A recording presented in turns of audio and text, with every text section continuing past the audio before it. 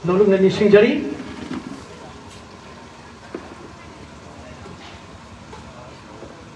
Loina na.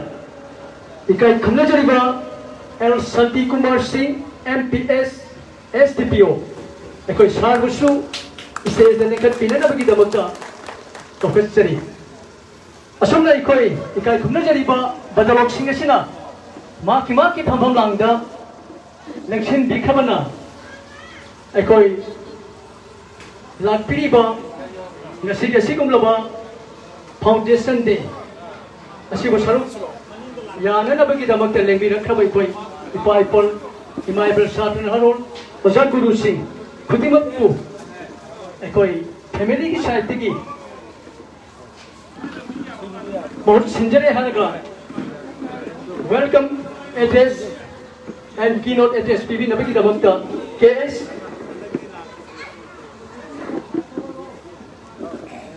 Okay, koi Agasari si koi stage dan khat pi khaba VIP singi mafam te kai khumna jab galoi na koi garlanding koi lai ki abel koi base thena na bagi damak ta stage ta kau khat sage koi sel singna sam sa khaba base singa du koi present to bina na bagi damak ta Kosinjari. Asomna lakpiro.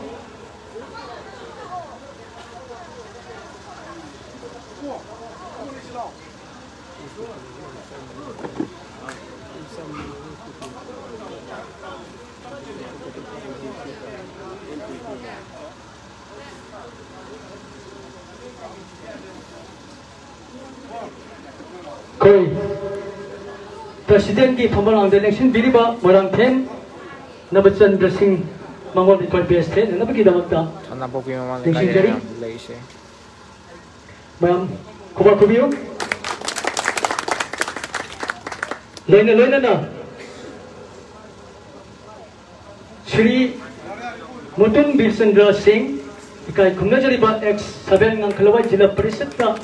haribai koi BSC Kodol Tabina na bagi damak Singh Jari Loina na L Shanti Kumar Singh MPS SDPO Moirang ikai Khumnari Jari bai koi sar desu hariba BSC Kodol Tabina na bagi damak Singh Jari Asam na koi thoramasi sathar pag loina na lebi rakhra khudimappu harau taram na o na bagi damak KS Inaugrated Manga, stage lengket pirake harus mangan mata lobby sanu.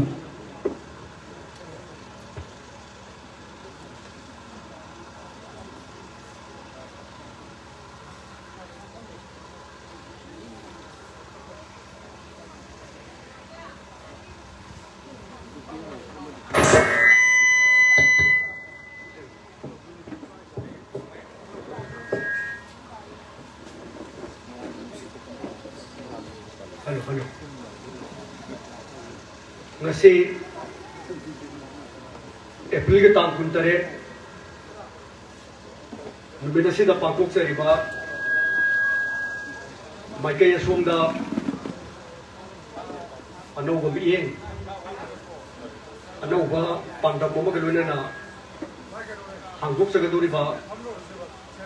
tourist spot amasul gaduri ba Keipha garden and Khangnaba garden Sigi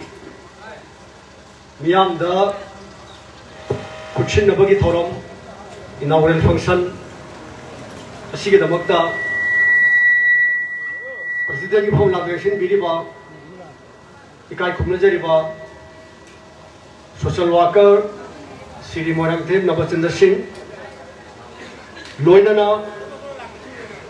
GS के भूम लांग election बिरिबा sub divisional police officer Moirang की इकाई खुमना जरिबा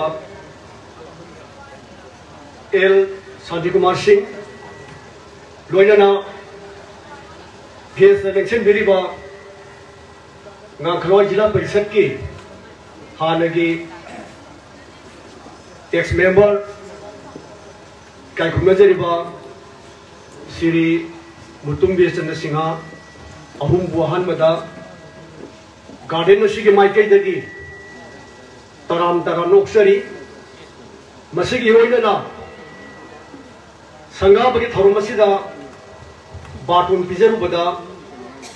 Harau Lembiraliba Pazaguru Halaman Istilina Marwa Pang Paipun Mosu Garden Shigi Maikai Dagi Ikok Nona Taram Taramna Oksari Masiga Loina I could Haki Mamanda Mapam Masida Lembiralamba Moirang Kendragi Honorable MLA Shri Thongam Shanti Singh Ovia Topa Anapam Pamamada Ministerial Function Nama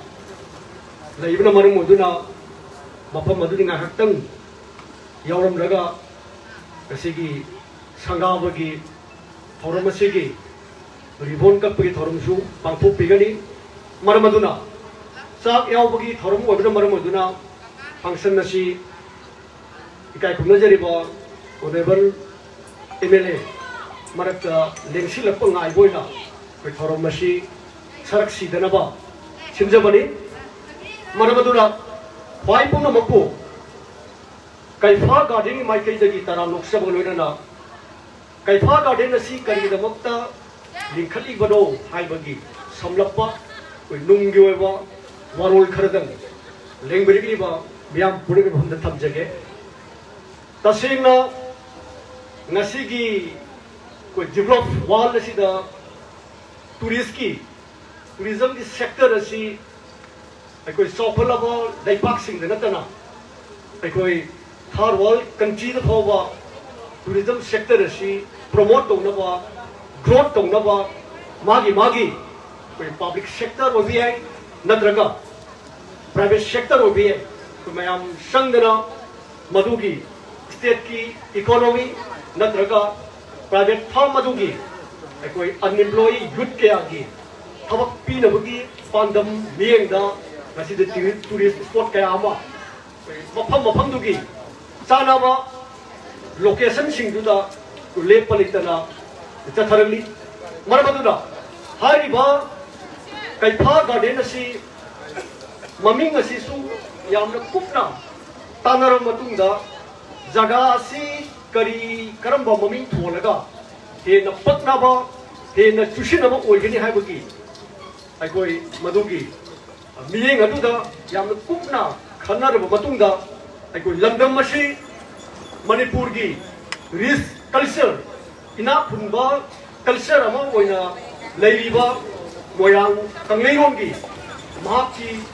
Sayon Shingi, Manunda, Manipurgi, Miana, fighting Hena, interesting on the Loriba, Humbat Bigi, Adugumlava, Sayon, Langlon, Hariba, Zaga, Swajida, Sabon Nagiba, Pokiba. Adugma Togo, Wari Labor Maramudina, Mashigi Papa Mashe, Keipha Garden for Money, Chungani Hadana, Masigi, Maminasi, Keipha Garden for Money, Miam Shukangi, I could enough Kulaba, culture, I could Moirang, Kanglero, part of Hibody area, the Toki, Madudi, Singhi area, Tampaki area, Amashum, Lokta, Imagi, Saigolgi area, Ohumjida. Koi Moirang Kanglongi, Sayon Tayeti, Koi Thorum Singh Toki. Maramaduna, Hariba, Zagashi, Tampa, Amashu, Lokta, Imagi, Masagol, Aniki, Tainava, Adumlava, Zagashi, Laivina Maramuduna, Mapam Masiki, Zagashi Su, Miam Hena, Coming Nambagi, I could get Horakiba. Nahasing, Horokiba, students community sing the Hena, Kamnava, Makoji literature, Makoji culture, the Hena Tizining Bak, Kamimagi, Potamasu Soidana, Mashigi, Mamina, see the pig in Habaki, I quit Hazabado, Kaipa, Kaipa, Garden is in the pyramid. Soidana Kangani, Kaipa Sikarino, Kaipa, Kangani Kaipa Toki, Mashigi Wari Karino, I would say, Arakusina, Kaipa Garden has Matamda. Makoida Kanimba, Langtak Nava, ꯑꯗꯨꯒ ꯊꯤꯖꯅꯤꯡꯕꯒꯤ ꯄꯣꯠ ꯑꯃ ꯁꯣꯏꯗꯅ ꯃꯈꯣꯏꯒꯤ ꯄꯨꯛꯅꯤꯡꯗ feel ꯇꯧꯒꯅꯤ ꯍꯥꯏꯕꯁꯤ ꯑꯩꯈꯣꯏꯅ ꯑꯁꯥ ꯇꯧꯏ ꯃꯔꯝ ꯑꯗꯨꯅ ꯃꯁꯤ ꯆꯞ ꯆꯥꯕ ꯃꯤꯡꯊꯣꯜ ꯑꯃꯅꯤ ꯍꯥꯏꯅ ꯑꯩꯈꯣꯏꯅ ꯂꯧꯖꯔꯒ ꯀꯩꯐꯥ ꯒꯥꯔꯗꯦꯟ ꯍꯥꯏꯅ ꯑꯩꯈꯣꯏ ꯊꯣꯟꯖꯕꯅꯤ ꯃꯔꯝ ꯑꯗꯨꯅ ꯀꯩꯐꯥ ꯒꯥꯔꯗꯦꯟ ꯑꯁꯤ ꯊꯣꯏꯗꯣꯛꯅ ꯂꯝ ꯀꯣꯏꯕ ꯂꯥꯛꯅꯕꯒꯤ ꯇꯨꯔꯤꯁꯁꯤꯡꯗꯨ ꯂꯥꯛꯅꯕ ꯈꯛꯇꯪꯒꯤ ꯄꯦꯔꯦꯁꯇ ꯅꯠꯇꯕ ꯃꯁꯤꯅ ꯑꯩꯈꯣꯏꯒꯤ ꯉꯁꯤꯒꯤ ꯍꯣꯡꯂꯛꯂꯤꯕ ꯁꯤꯅꯦꯔꯤꯑꯣ ꯆꯦꯟꯖ ꯑꯁꯤꯗ ꯑꯩꯈꯣꯏꯒꯤ ꯇꯨꯔꯤꯖꯝ ꯁꯦꯛꯇꯔꯒꯤ मागी इम्पोर्टेंस मागी कानबा मयामदो मदो अखोई हौरक्लिबा मणिपुर की मियाम द पीबा मसुबे मरमदे मणिपुर असी सिंगलोन मापन न क्वेश्चन बा तंपाकी जगह चाउ चाउ दबा फजरबा लोकता पाट तुमी सेन दबा दुगुमलबा प्रकृतिना मौसागी खुशेमना पिरमनबा छौदुना ओमनु लेरबा टूरिस्ट मयाम की पुनिंग चिजिनबम वरम अयामा होजि ता ता दु लेगी मसी मागी अंगम लेवल दा हाइबदी लिंखटपगी मसी सेमटपगी मरुइबा पांदम अहुम कथि कोइन थमले मदुदी अहानबदा अइकोगी हिल्स कल्चर असे नंबर 1 प्रमोट तोन बनाबा नंबर 2 दा स्टेट की इकोनॉमी से मसी डेवलप तोन बनाबा नेक्स्ट लास्ट पॉइंट दा अइकोगी थबक फंगदिबन हारोन सिंगसे थबक फंगदिबन हारोन सिंगसे सेल्फ से एम्प्लॉय पीनबगी पोट अहुम जेने फर्स्ट अइकोई रिस्क कल्चर से प्रमोट तोनबा नेक्स्ट दा अइकोई स्टेट की इकोनॉमी दा डेवलप तोन पोट अमा नेक्स्ट दा थबक फंगदर कंगाउ लेते लेबा मियाम अमदा अइकोई अंगम थबक खरा पीरगा मसाना मरुंगो चानाबा मागी लेवल दा अदु थबक तोजरगा माकी पुंसी महिंग मदु हिंगबगी लंबी दो याद नबा पीनबगी हाइबा पॉइंट अहुम असिदा कैफा से कैफा गार्डन से कोई हांगदोक सबनी मरमदुना कोई लाइव फरबदी ngasi फेसबुक ता काम अपलोड तौग्रे होरेंदगी दी मसिंग खंगदना पृथ्वीगी काथिन कोया सिन मतुंगना कोई अपलोड तौरबनीरा फॉरेन टूरिस्ट मयाम अमा मिरी पाकी टूरिस्ट मयाम अमा लाक्पै बसी स्टेट की इकोनॉमी दा सोपा साफुमा पीदु अदुदा अफबा कोगे दोरबिदे मसी स्टेट की अफबा मोरे अदुगा अइखोगी लंदम मसीगी अइखोगी कल्चर ना योमलबा अदु मुलब लंदम मसी से मकोइदा उटपगी पोट अमा लेरे अदुगा अतोपा मरसगी थबक फंगदिबो नारवन सिंग थब पीबगी पोट अमा यावरी बसे मसीगी काना बसे कोई सोदना अइखोगी टूरिस्ट गार्डन सिन सोदना पीगनी लोई मरमदुना कोई लेबिरे लेबा ख्वाई पुना मंगना अइखोई गार्डन असी अइखोई नुंसीबीबो चंगी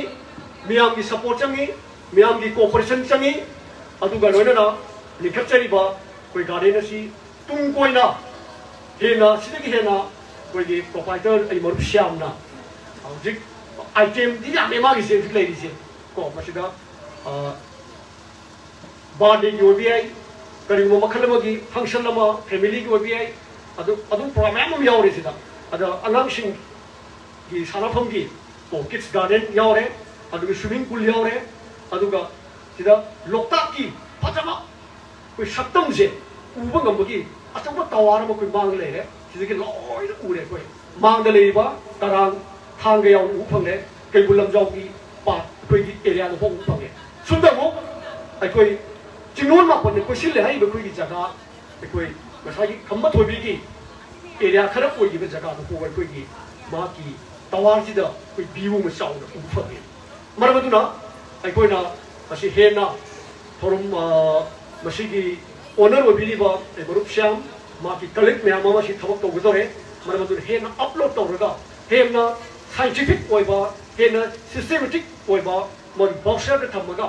माकी रूटीन टाइमिंग कर मतमदगी हांगदोकनी करी करी मसी खुदोंसा फंगी करी फैसिलिटी लई हाइबे मैम अमा अखोइ मकोइदा पीबा तुम कोई लांगनबगी मकोइगी कम्युनिकेशन फंगनबगी दुगुबा कोई बुलेट मसा अमा कोई फोंगगा ओनली 346 पेजेस अदुदा फोंगलगा कोइना अखोइ थमबदा हेना चौखटपा हेना फॉरेन टूरिस्ट ओबीआई डोमेस्टिक टूरिस्ट ओबीआई लागा अखोइ हेना माइ पाको ओइगनी निंगी अदु होरपनिना खैतंग सम शॉर्टेज लेदी लई अदुबो तेरबा मतम खरि बनुदा मदु फिलप तौगनी निंगी मदु माया पुनमापो सिंद लांजर विशिंग मार्केटगी कोऑपरेशन पीबीयू सपोर्ट पीबीयू masibu hingna hona bada miyam gi achaupa yai pamangol amadi thojal changi hai mofam chi thamjaraga lengbi ri ko kunung ngapu garden si mai ke gi amukana tara mokseri yang thagali kogi uzai na bina marik sum laba hin khara koi garden si ko mari ne na thamiram ba asigidam to jam so thagasari ekoi mathang sidi koi program marathon le koi kai khumna jari ba Shri Yumkhai bam Modu Singh Chief Advisor NPP Moirang Block ikai khumna jari ba jabu su maki phofam lang da dais the election bina na bagi da bukta ko khitsari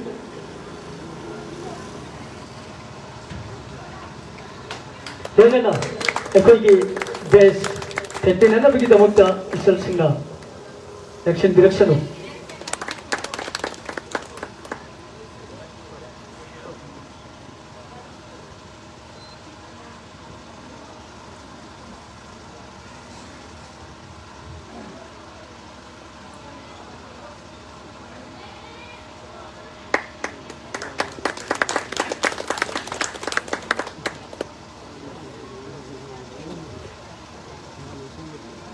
Shri,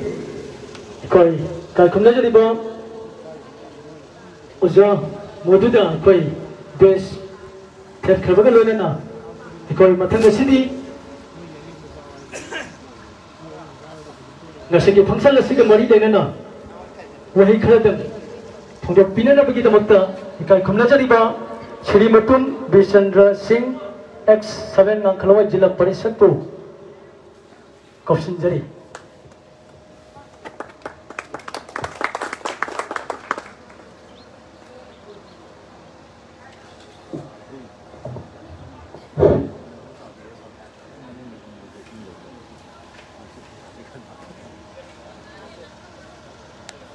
ahal memang lamdan mesibu kon beriba ibu tahu mencungi event dabu thamoi nungda jen kurum jari aduga thoido edong na ngasi ki jai phuraba pungpham masida ekoi gi yamna nungai raba numit haigadra inauguration function of Keipha garden asigi ngasi gi tharongi mapu koina lengsin bigadaba Hanadi kitang mangjong na lak pikraba ikai kunam jinangai masak wairaba ikoi gi secret ki phampam lang daling sin bikadaba Shri Thongam Shanti Singh Hon'ble MLA Moirang isibu aina ahalong tada ikong nona ikai kunam usari aduga toido endona ikoi gi ngasigi president ki phampam lang daling sin biriba ai gi nus ipa saklaba lamdam masigi Haibadi tabak thoram kaya da su laikai gi development gi amadi kaya da saruk jariba ai gi pai bungo ikai khumna jin ngai masak oiraba moirang them da sandra haiba sibusu aina ikok no ikai khumna buchari thoidau gai dongna ngasi gi function lesigi ekoi gi ges gi phampang lam da ningsin biriba hauji mingoi na panjarabada ekoi gi lamdam masigi ekoi gi social work wena thabak thoram kaya da saruk jariba ekoi gi jungkhai bangi ai gi kaka mudubusu ekoi gi moirang chief advisor NPP moirang block ki kaka bu soi nei kai khuna bu chari aduga thoidoi dongna ekoi gi ngasigi thoram masida ges ki phamam langda lengsin biriba ai di kole ikai khumna jenengai masak oiraba moirang subdivision asigi karaida karida aikoi leiriba station kaya da abadi lamdam asigi crime kaya da thaudok kaya da tangju leitana ingna chikna leina bai boda jareba donglaba officer kai khumna ba jenengai oiraba L Shanti Singh MPS STPO Moirang busu ai kong nei kai kuna busari thoidoi dongna sigum laba aikoi gi lamdam aikoi gi Moirang AC sida leiriba haibadi hauji Moirang AC gi Thamnapokpi haibadi ngang khlawai gam panchayat ki area da leiriba mapham masida Keipha garden haina mingthon ba ai gi maru ai khoi gi syam na asigum laba phajaraba loktak ki mayada tourist spot ama lanai gi oiba segot chawa leiba se yamna ngangningai oiba ai khoi na mabu ngampai leitana ai khoi na ai khoi sojo bibam thoba hojo government ki thak ta leiriba Manipur ki ai khoi gi leiriba ngasi degi na tourist spot che Moirang haina hairamine Imphal da leiriba mapham kaya degi ai khoi gi Moirang da kummaga Moirang senra da Moirang ki kaibol lamjau da GNC haina hainaramine adu ngasi di Moirang ki senra kari oirage sini ngasi sipai kaya laisallaga senra gi nungsi phajaraba senra gi tourist spot phajaraba mapham aikoi leiriba singse hauji sipai laisallaga kando aikoi na hauji jengba gi khudong chaba amata leite adugi sengot chagat kadaba khuding mag to ajik sengot tana leire kai bulam jaw ajik kari oina leige adu ngasi di Thamnapokpi lamdam sida pok iba pokseriba aikoi gi marup syamna asigum laba Moirang area sida Keipha road haina khangnaba laigi haktak tagi Keipha road haina khangnariba asigi hekna nakan sida garden lama Keipha garden laina puthok laga ngasi pajakraba mapham sigi aikoi gi leiriba area si sengba sak leise syam gumba lupa se koina thakapam thoi isine aduna syamgi tawruba thabak kudingmakta mai pakpasu oisanu aduga iroinana hairiba area se aikoi matamgi matung ina aikoi karemba engal da tawraga aina request tawjari syamda hena phajaba hena tourist spot lama oina bai damakta haidi government na tawbunga dragasu aikoi lengai gi oiba aikoi gi any kaino ma da tawbunga mi ai ba ji utnaba mapham ji kitang chau thoknaba Pona biraga digi hena phaba waini aduwa thangnariba leiriba lam mapusing na su sigum ma syam na tawpalai besia mateng waina ba masida aina lam kitang mangonda ka share tawbado madu tawbiu haidana aina request tawjari aduna ai ha asigum laba garden la sigi sanga ba sida aina asigum laba ajamna nungai raba bayam su aigi lamdam sigi aikoi gi ahalaman sing amadi ima ibel sing baru mapang sing aina nolukna kurum jabaga loina na matang sida wangang na bai tanja loisinjari thank you all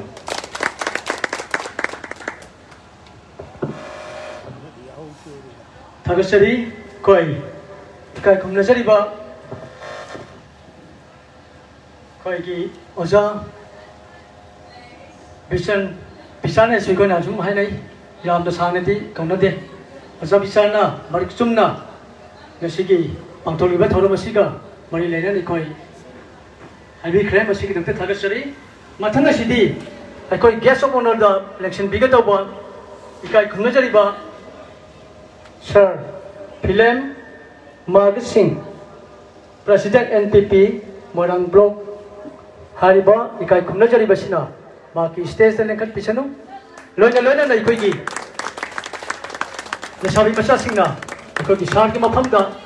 ikoi gi base tepi na bagi dr sunik sing jari ikoi base set na bagi damakta kausin jari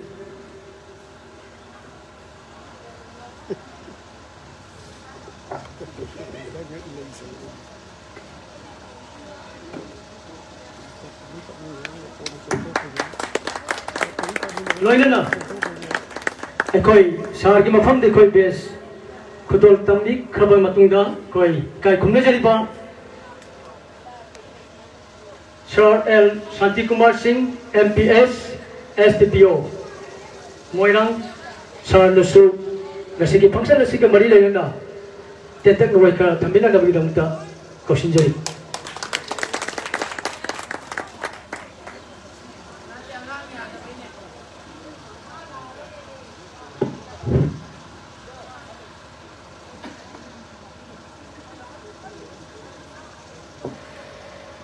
ahan do makta koi lamban su kon bi ba ko do be na bu da mo en sen thau na jari ko na masigi president di khom la gi sen di ba koi moirang chen na ba sandra so so ka thana to bi hale bu ko su ka no che na supervisor in Moirang block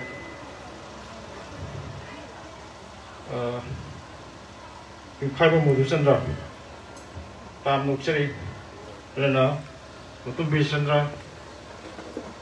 Angkaloi ex Jila Parishad Thamnapokpi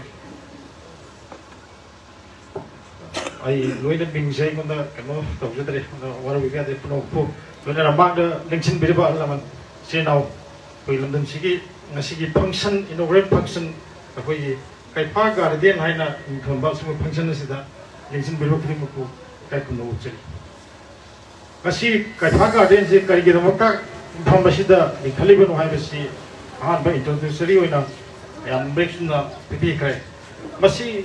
matham masi yamna akogi boari ga sakon na bazaga amani haibasi ngasigi akogi ngasigi hanbo introduce to ko pugo kyo phum da koi ujaru phangjare ado masi yamna apha masi mamninga history ga yamsana ba apha mane haibasi koi yamna marichumna pugo kyo to mai phudok chari ado ngasi asugumba garden ma apham chana suma pham de lingkhat pa base akoi kringmaki koi yamna Moirang tension hai ba magi group ma masana putu lingjam lamjing biduna asing pham amada lingkapi ba se yana pham sai pham basida ai nu sabada koi anang singna koi lakwa da hak nungai ba phang da facility krimam loina pangbagi ai no masu ujai pham swimming pool gi facility leba anang sana pham leba koi pham la ko cafeteria sigi krimaki loina pham sira phangbago inu ui Ana tasina haribda ngasi se akoi angang ngi da koi na thengazar ko da akoi na sanadbam lapak chiana songna sanaram jaga ka ya masi lam sanabam le ta ba adogi mahota mobile da on sala kang sing sanaram tam ko pa ana ngasi ke sumba garden masa masa le khapi da angang sing hang matum le ma phimi ra ka ko bam labum jaga ama semi bai ba se masi kri akoi kin ma yam encourage ta bom thoi en lokjai adogi mafam ba se yang na history ke sago na ba Moirang kanglairon ga sago na ba phom se sida Moirang akoina chandra khaksalaga ati ma phom su yeng bom legi dana ai dana ma phom thudin sumaina thiraga mayam tourist mayam ma se sida mayam ma lakani haibagi thaja jabasu phongdok chari loira na masagi ma phom lam no kanu to no phongdok he ma phom sida asugumba garden sida akoigi asing na ma thok phongdagi bagi samasya leiba akoigi lamdam sida employment generation to ba wi ke amazo thok bi bagi pandamda phongdok tham sagapi ba asigi mochu thaga tu phongdok jari bi ka ma ke amasu phom sida employment phangani habagi thaja basu thamjari aduga taseng number asugumba jaga amasida aina hygienic basi akoigi security point of view haigadra kaitan thengajabada अखोई assume लेकोन क्या अखोई थेंगजरी garden क्या सिगो चब अखोई garden सिबु सेनरी security सिंह केयर टेकर सिंह अखोई अखोई चंगलिब विजिटर सिंह असे अंगांग इंखलेब अंगांग क्या फैमिली की कोई लाप मैम ऑप्शन फजिनब मैम लाप यावरी अदो मसिन चंगरग मखोई मफमदर करी करी तौरबगे हाइसे मसिन जो अइना अखोई सिक्यूरिटी सिंह केयर टेकर सिंह ओइने लेबिगदो एम्प्लॉय सिदा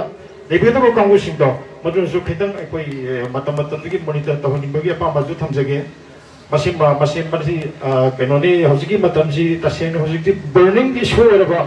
ओइ निशागी हाइबतारे ग्लोबल इशू ओरबा निशागी इशू मा हौजिकसि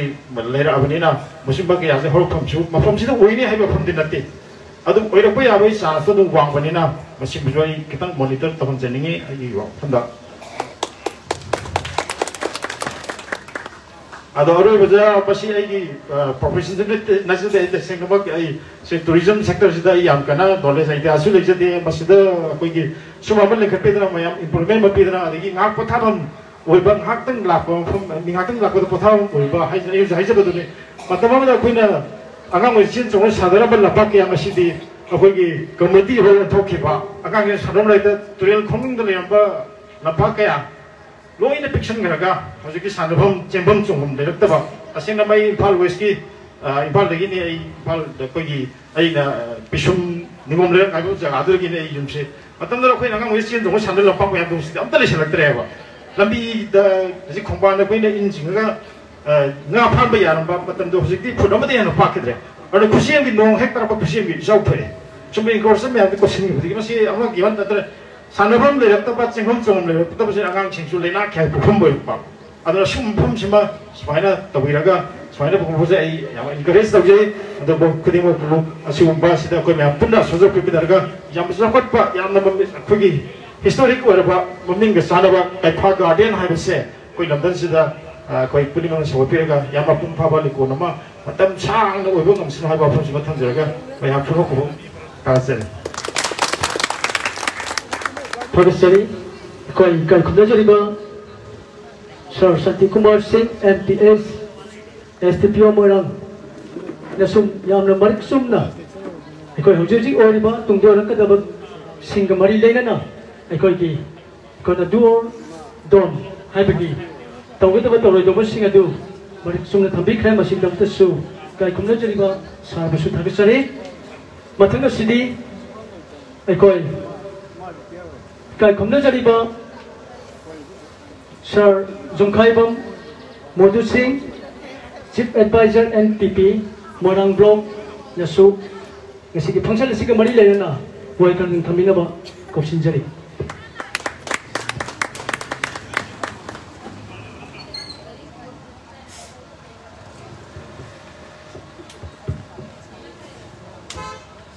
Pedongna,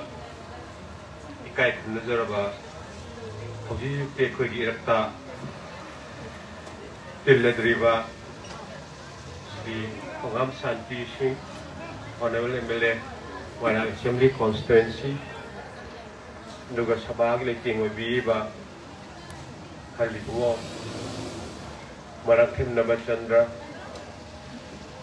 Nuga Guest of Honor ki Pambabra Election Biriba, F Jila Parishad. Visan, juga SDPO, Shanti Kuma, kemudian Ayamba, bagi PS Magazine, Presiden NPP, Moirang Block, Pemna masih kita tak Hawaii happy riba, Mangal election biriba, Hon'ble, Isel baru mapang kuat ini. Saya memang kali manggi nama Keipha Garden Polibano Haiba Adom da elak seraro Matamang na bani na tension jage Moirang Kanglero ki puwari ka sawo na bani haibadu Chummi Keipha lambi si Pubalada Kunjambala si Kai na sok na siri habagi kai baula pamatamda kai phana ba chakhiba khambadobal ani sai na pungta ta langnaraga narai ba yeng jaruro ahing dana mamom langlen thoi bilong jaru oidana ningthaugi dugumba kumamala pamatamda kai baula padagi puwarana prajashna mayhum murok chielaga la padagi hai bi ba kai pha ba chakhiba lambi gi Adumba, oi bedagi ni koi na Keipha lambi an hainari. Ay adum dayam na kupta jararo, ato pa matam oi jarasun. Sumi, ay na kan na tamjaningi ba panjaningi phamusini. Ngasi se pithibi da sapat paleba amo oi ge hai na khanlaba. Tourism hai se sapat na leba ko sapat pramta yadre. PGP da Kwaidagi tourist spot, hot spot ni hari Switzerland se kam hai na paisa pari no hari ka tourism industry promote begini. Ada Switzerland da paksa ta sarpa kari ga dai satta banor Switzerland da tourism da mukta ni hai na prerequisite sai batare kochang palam ahum gole Singh pat Turian ahum se punna le ba mafam se tourism sapat kadam Switzerland se adu gidi sapat adu de khoi le ba thiba mena mi gi mapa da di pangyeng ba Switzerland gumba Bali gumba di mayeng ba nangi naramdam ai pokse pa Moirang da di kamdo ko no ai yeng da ba Moirang song tu yeng biu ne pithibhi gi tourism chakhan na ba hona ba matam da ai hojik ta pande ki baching pa tu re la hum ne gi di chakhali hai ba che chum ba po na ma khang ne Moirang da di ta bra si Moirang da ching pa tu re le na ching ngai bu mamang le re tung de su le re Dok tak mungkin mea ida ikat tu le sulai batang gai ting karang lijere. Adim merta mu mamang ida lan jen mafam puye sendra hamu bising mamang tingjau. Cing mayam le di sih. Pak era lok tak pek le re. Turi le re murang turi le re. Si combination le mafam se Moirang si amane. Aduda hari basi hongje le koi nan gai Moirang da poksa ai Moirang hai ga phubala su yong jeri buni thalau ku yong ni ko Moirang da poksa ba chau je ba amo oi dai khoi na asigi ai sagi lan kari le gi si yeng huk de adu bole pa ba hai batai ai gi nau ni pa syam gun bana tourism potential le brand ne hai yang ko matam da ma ure ma vision ma de u jeri ba yes Moirang se tourist lang na bagi apa mama oi re tàu bút đông mà đó làng nó bắt xin và làng bảo người ta cả lấy xin. Hồi trước bây giờ cái tourism phải yên là sao? Bây giờ bây giờ tourism là sao? Mặc khăn mất tao ít. Tourism mặc khăn là gì? Cultural tourism, industrial tourism, war tourism, sports tourism, adventurous tourism, rural tourism, eco tourism. Tourism mặc khăn là gì? Hồi trước làng này. Ada ai di dalam pas ham nama nak kali pemai tourism sekarang menu hai tal ani combine tu we. Eco tourism ga rural tourism ga combine tu we pemai mungong si ye mungong tu. Pisi bila kau ada dalam kau bila Aisyah. Eco tourism ga rural tourism mesti. Pada kita dalam kau bila Aisyah. Mama ga ida dalam kau bila macam sekarang mai tu nara lambi sorok pura daran saja bi ye nara mi. Hujik itu lambi sorok pura daran yang tu yang ada. Lebih surah pura dan abis TV tu mayam boleh tak lagi yang mudah sih ada. Manu hujung lebih baik eco tourism gumba rural tourism gumba sini. Masalah cakap bahawa jaga tu tak nak sebab jaya enjoy tu pang dia. Aduh naik ini pas siapa betul tu saya. Yang nama matam java magi wakil saya tagak dengai oiba. Barang lemdam gi macam ni hai jabda magi kerana hai entrepreneurship ki commitment saya tagak ni. Mai pak ko sino ha ba si ai ha lo du stok jege to ai na tiang jer pa tudis ki ai wo ma ma dai pan jege maram sige sana ba 2014 da akoi Kolkata da Lions Club International gi RNLI na Lion leadership gi ha jege Lion ni bro ha di mayam gyan ta ra Lion gi leadership gi training ha cha Kolkata di ha ga mo na si Basic village hai, beda hai tu mamang lagi, rik beda syam beda yadur beda, tapi beda panderi ko bayar bahaya macam mang bami ba beda kita na kutra so pandang khambiang boleh. Ada basic village ko ba, lamma muka. Kolkata ni ko Kolkata di. Ada dulu dah, aku si airport lagi hotel muda ngah kota raga, aku tu pick up tu kui je. Kalau basic village dah lupa yang training tu guri ni, demi bumi ga training. Kalau lagi satu si, masuk semua orang berikan mata itu teraga lawai, kawai dah lerak pulang tu kita tersalih. Lepas orang itu ai gari ga pizam je, pasti. Ai dah karai dah nune mana cakap lagi guru si guru. Kalau kata lagi lebih nan tu di pudra tu na,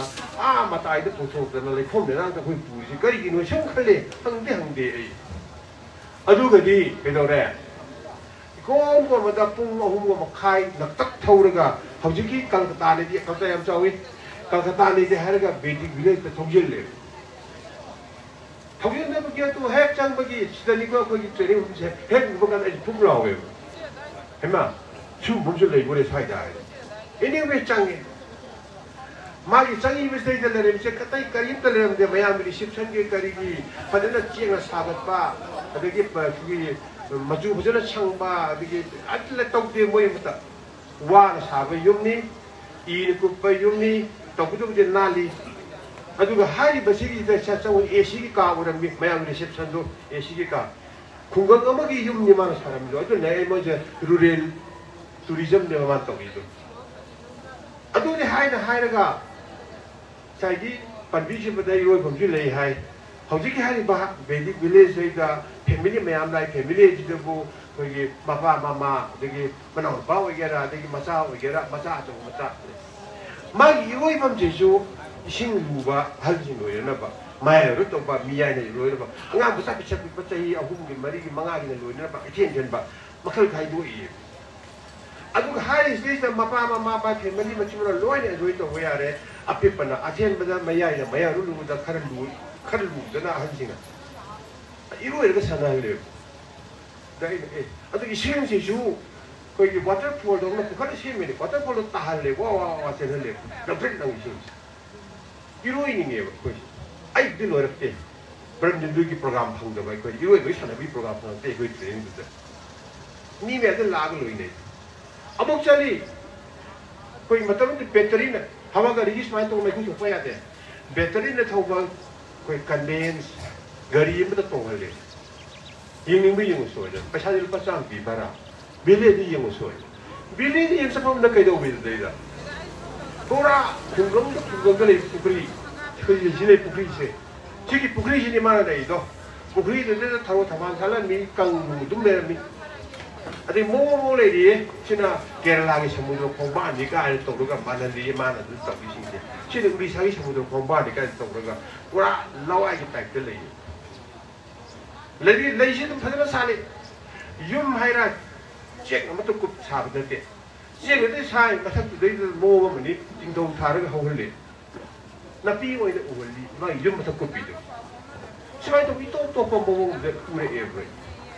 Aduh kan dia kado le. Nami hum le bukan dah. Yum dan bukan dia saya. Hujan pagi ni sini ya ini tu suri kau dia. Oh, sini tu tourism makhluk ni sih dia. Ada kita kau nak sumbaya mengalir ber, ada saya panjang kita ikut tourism, rural tourism, stok le every. Sebab itu. Ada yang mungkin bio, praktik kita kusim ke koi betul lah isye kaya no, Chandra se kerana betul jam ni, macam national tourist spot ni, lokal kita jadi yang nama. Kaya belum jauh kaya dah sangat ingat je national tourism spot ni macam. Ayi nama ni pas ham jadi, sekali pun tu national hasiare, kali pun ibu hasiare, kali dulu hasiare, yang combine tu beri bermagi se. Somdai je, tak tahu sendiri kaya hanya betul le, kau cuk. Aduh, aina. Thongam jening ba hai jening bam je le sai SDPO sama hai ju point very very important tourism ni hai na hai ba tourist spot ta habitual offenders sing crime to mi ba pham moi ra ba tourism la oi ko tourism ta la oi kari gi no tourist se pa ni la pa ne lam si ma gi khang na ba baru ma gi bari ta kana nei te mana pa mi di kari ba mi social security Mana sari pun macam saya sendiri sudah kau tanggung oleh tanah, mengutuk kedua kita, tuai go habis dipuning ke besar kali. Social security lagi tu macam dah tulis solat lah. Kerana mana dalam koi bela agak koi bela ini, macam kita le meeting cina, mengutuk orang kalau ni orang ni yang apa, asyik ni yang apa, macam saya fugian kalau kenal apa itu yang ada. Sebab tadi. Thamnapokpi Praja Singh, you are the vanguard of this tourist spot. Jadi turis saya bapam saya, siang ni meranai ni nak kalau jadi lale. Siang ni meranai nanti. Aina siang ni bapa sih jiwa mai spot tu siang ni jadi kali. Hai bidi supply yang agak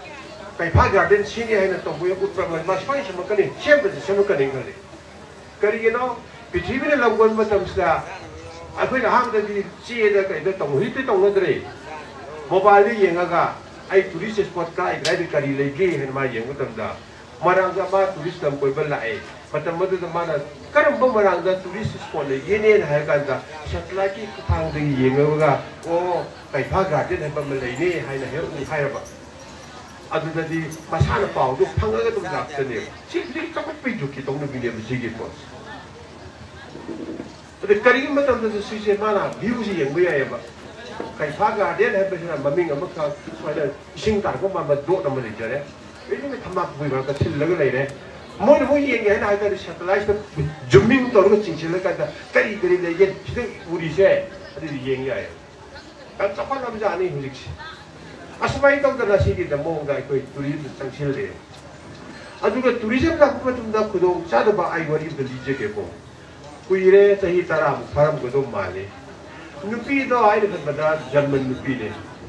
맞다보다 그 어떤 이슈다 디젤 그 동네 토리. 하리바 젊은 누피세 마센드라 바이블 예고를 할거니. 하리바 두기 또 토르베 드라이버시나 마고 좀 많이 바라 보이니더라. 좀 시간을 빌어라이. 아두가 hꯧ지기 할걸 젊은 비세 뭐랑 바자들 버러군니기 두간 투리스트 아빠 따가디 마이 람돈디 포람 데고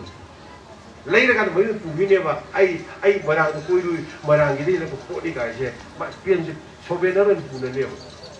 아이 슈발리다 2018 들럼 꼬이루예 봐. 아이 발리기 소배너 매야 불라에. 에너지 립 보내라 돈이 프리팝도 발리기 뭐. 머름디 람고 미신나 꼬이루 밥함지기 가지고 포르마 포르닝에. 아들은 라곰네이도 가는 자가가 많아 맞다. 거기 트레디셔널 그 pot, 이파이 뿌기 pot 마 레이. mana sini tadi kita tipu. Aduh, lain macam saja yang patri. Mamu saya sendiri ba, aduh auto driver sih na.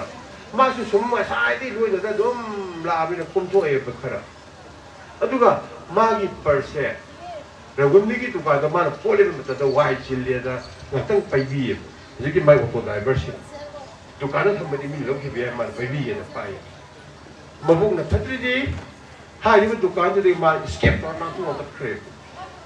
Aduh, hujung ke hari berjalan bisa kaim tamungan tu pasagi ni lah, untuk masih pada jauh ni. Atau hujung kan kita di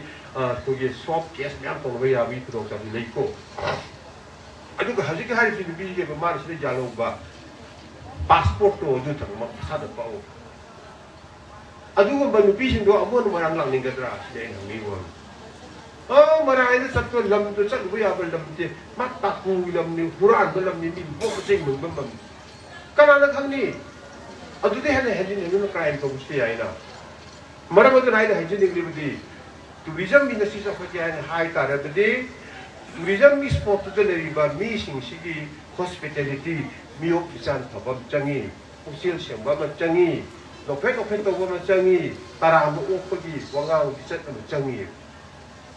Turis akan dah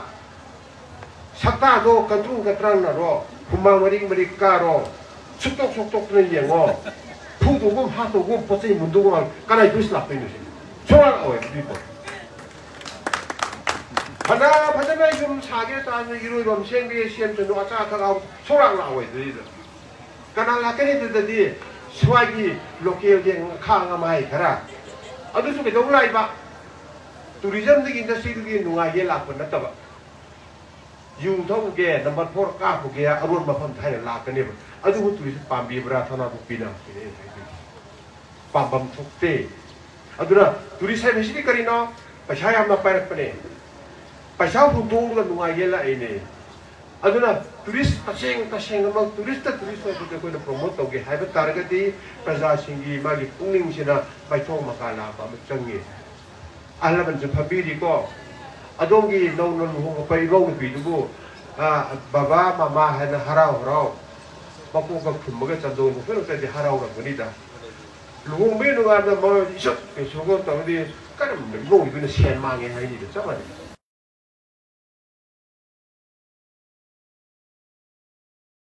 Tourism secretary. Namle. Kedua firma belum ni apa Moirang sini. Jadi orang kena melena Moirang tulen keting ni se, abdu hai ugi ni. Moirang tulen keting ni semua, Moirang pun belum ditagali. Welcome to we, Moirang tulen keting ni. Kau harap we, kau harap we di Singh kita tak thum bagi tulen keting ni Singh tomorrow hai harap. Moirang tulen keting ni kau hujung ko Moirang tulen keting ni baru kali no, kau ni pasal no, kau main dengan RTI tarai dia nungin dasing bisa. Kamu ni mari si pose, cakap ni berapa cakap dari berapa yang tu tu. Asyik apa ni tu ring tinggi sekali gino, maram ni je ba. Aham maram, ising dot cian nana ba ising jauh tanda. Ani si maram, bayam yang tu so. Loktak ki macin dengan dum tengah beri, maram kau payah dah beri itu lagi. ai ni maning ko pe ni akuna turin ting chi kari jino loktak ta kana kana gumna lam koi ben la pa sing jina turin in maning da boating to na hi ho na de ba police tourism promote to na de ba ada somda kan dai koi tourism ki to pen ni haidara ai inau ni pa mari to ko thore mle da ja harau gani ma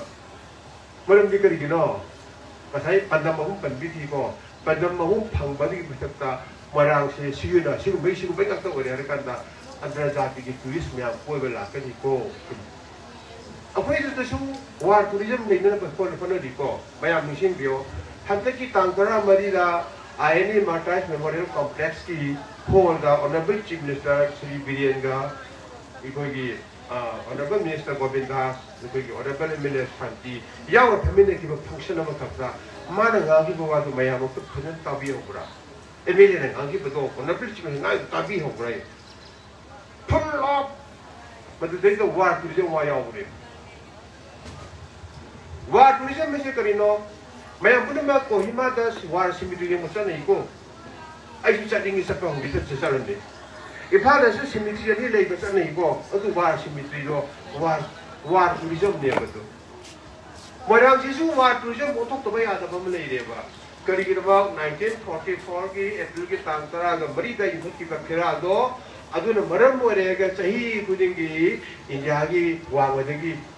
adu ho gyau na thai ba ta e Japan ji kari ba ru na adu India gi to khai to ba de la kan da Moirang se itihas ko ba phom ni ko lan thom mo gi ba ma phom ma ni ko karne sabat ali malik na lan manung de piran chi ni ko yi mu si la wai yi mu si la wai na ha ta chu chan ni mu la ai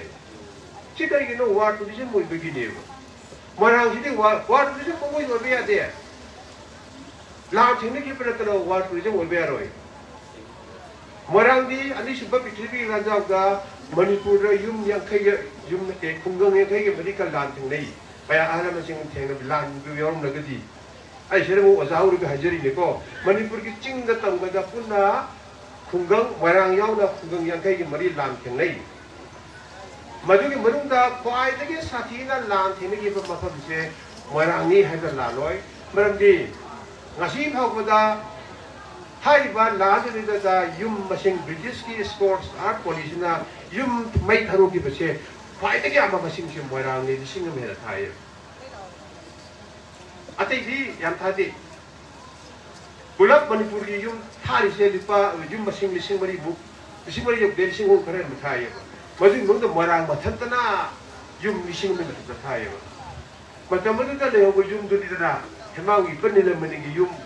Barang masjid ke INA advance headquarter hai ni beda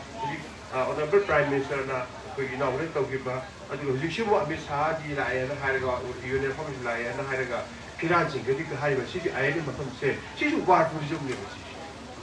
si mai to ke Moirang se national tourism eco tourism rural tourism war tourism cultural tourism ji ai cultural tourism kari ya ni no sai di hai di Keipha ro culture ki bri ni hai di tourist la ga la ga log le hanin da bne magi lamdu de ri ba praja sing sina karma makhul ki cultural performance ka wi Jadi Moirang ki ingberona Moirang ki culture se na Manipur ki culture ni le di bne kambat bi jagoi Moirang sai gol jati ki pramani ko Moirang parba mai bi jagoi adi pena sappa sigi se koi Moirang ki pona tra adi somna kan dai tu culture se promote tawre tourism se attract tawre hena la kan ye samai to ga koi tourism se koi ke network amo ko na se mai tangai phatabale adu man network to se ma ga ko matam ta khatta ai koi se ai gi daun pa magi se to jora sunu pani ge se mana kana no me krai no me to jora sunu adu ga koi se hatta ge ai na haje ki base da on go rebel melena koi ge chief minister mari request to ki ba Karian to ki Moirang ai ban dam stage da war symmetry ko chabiyo kari ki da ba adu kum ban dan thom de da ning tam ba pi wa na lak pa dan mi sing gi sipai sing do si he ba sipai sing do thawai na bali dan pek thwa sing do ma phoi ki ni hai ba symmetry ma ta ma si phaw ba bar ki phom du sa dri sa de adu ga ning tam ba pi u hai na lai ba sipai sing do Indo Japanese forces do ning ta ba pi ba ya roi hai ba da mukta lan thing da ba si ba adu ba British ki sipai ki simiti ji lei imphal da ni lei koi ma da mele si Commonwealth War Graves Simiti War Graves Commission sa ba le si adu ba Bharat ki maning makha tamna bi da makta lan changak pada si ba sipai ki simiti ne mari ta ba Bharat ki maning makha tamna bi dong ka lan changak ba da si ba sipai do ha ba maning makha tam ba pi ho na changak pada changai ba sipai do ha ba ning tam ba pi roi ha bi dong ka lan changak da si ba sipai ki simiti di ohum le ba koi awal ko ba si itihas na landra ning tam ba gi dong ta si ba na simiti sa bi da ba ning tam ba pi ba ya de bi dong ta si ba sipai sing na simiti ya sa ba itihas yo on dro masih aran bani si Narendra Modi se phang si aran bani si ke pache berapa ni koi simiti sabam toi habe se Hon'ble MLA Shri Thongam Shanti na Hon'ble Chief Minister Manipur ki attention to draw to be raga 14 April 1944 da hogi ba election ke bagi budar ni pas ba function da warang function ko da ma si en fajan ba attention draw to be Shwai dom da hoge ke dong dure marang si mo war simiti da o dure ayeni hai ba mafam se si da ayeni matai memorial complex sidra tab da koi sigi sisu war simiti ni hoji ke hai ba sorry hoge war tourism ni hoji ke hai ba war simiti saga dia muka sum war tourism safar me baru ber kene semai dong da koi se punna thamina ba changi achang ba leader ma changi thongna le ba naron sing ma changi adigi ahan sing na su war ko tem ba tabi ga do bune aina sa hajari ko do tourism la ai lupi yung ta la ai tourism ma pa dagi mo ya samda diam free ne so yang kum jale ai ning sing 1979 da ai si ba lam ko chalu yi mata mata da janmandi le shabi ni ga thin dai adada ai di bu bu seng ai 1979 na the da 1976 da sa ko matam se da ai German pi ni sa min ne shabi ni go Asabi ni sa min ne ba hai ba ai matam do oja osoi do saran na turi do koi external discussion pu bole ai di pasaya do pote juli ni do de ti jo go wis min ho wani sum hange ba moi German na sabi ni do adu bu di kai do me moi se mama ma para thona lam koi so re pasabi thadu ai moi hai mo kai ni se ai ge san do pam no ai Indian mindset se tai pa me ne ba Nupi angang hai la di ha kan lang ni ba jane adu ki culture do udi ki jam phare matam adu su lei di ba adu ai ge min matam da moi ni su go security ki feeling mo ke lei samai tam na mi sing se ko na la pa matam de da ma li ba kun ni se kai pha garden koi ba la pa matam se sa kana gumba athong baram ka da ba hai ba tare tau ye na khan da ba वर बदी आए अदुबा मियें नये वंगांग संगा अदुदी island में सुनो वते वर वते बियो अदुगा अदु आंसिंग के दायता दी अदु माइन वर वते बियो माय सपोर्ट सेने अदुके नारन सिंह जिदैता कम्युनिकेटिव इंग्लिश खंगब्रा लेवल से हम डिग्री पार हो गए एमए बीए पीएचडी पार हुआ कम्युनिकेटिव इंग्लिश खंगब्रा कम्युनिकेटिव इंग्लिश से करिनो ngang ba pakai ngang ba bazar pasar da ti ta de ngai ba adu ko bai list moi khang ga bra odi ke naro sing se ai oja mu lu bai khong je ble ko standard se am jin ko compromise to mara mu na ke re ma ma sa gi self confidence mange communicative english kamal le si na mara mu na ma na khali go kan se tik na khalak pa Habang masa am na tawag ba di BDF o na ba di klasa mo na din chakle patamdakan mo po niya. Marami doon na ay lusin dyan ang lagi. Hojik siya ko'y arod na kamjaningin si Karino. Hojik kay Keipha Garden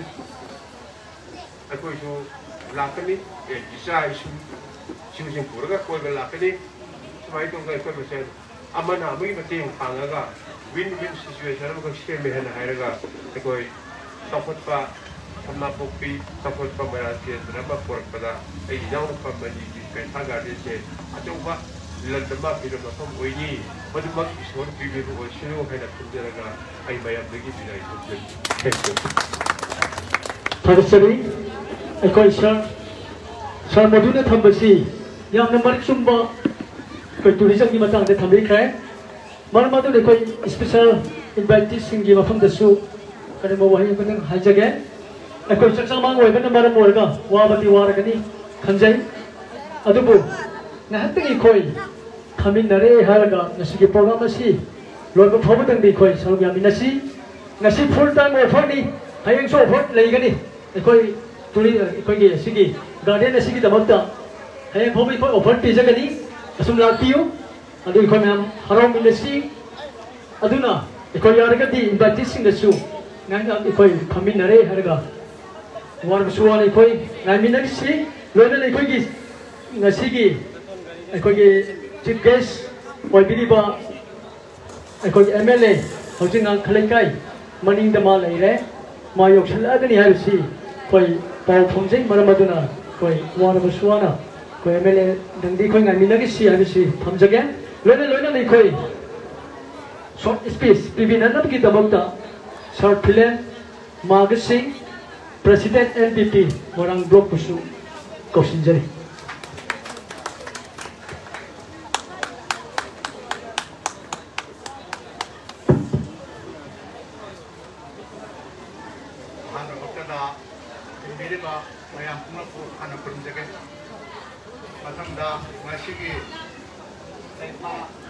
Keipha Guardian, it functions as the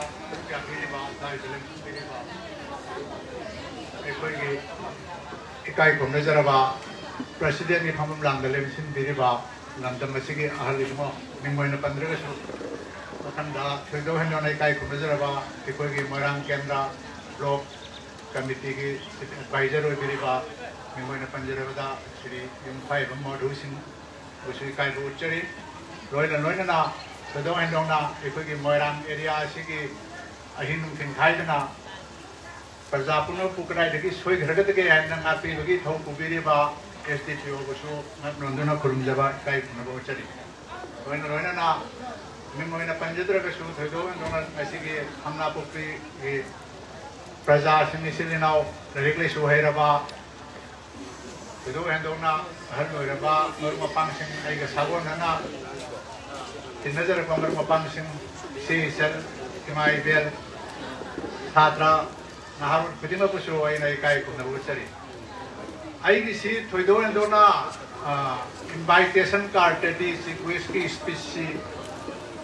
What would see out the Brian? I can say I got duty, I fed Ujarectre, but do it and Dona. I am not the Dobo Wahikara. Advisor, Wazamo do the Loy and Thamnapokpi, Machima Pikitan no Maita Foxy Tamuita. Titan Happy and Magadi, I know my Jagadoni. Wazamo do this from the Moirang Bazarki, yet from the Samaga, Leikai, Mother Lavani. I did tourism we had, Doman by Hobolapada, Moirang looked after from Tazava, from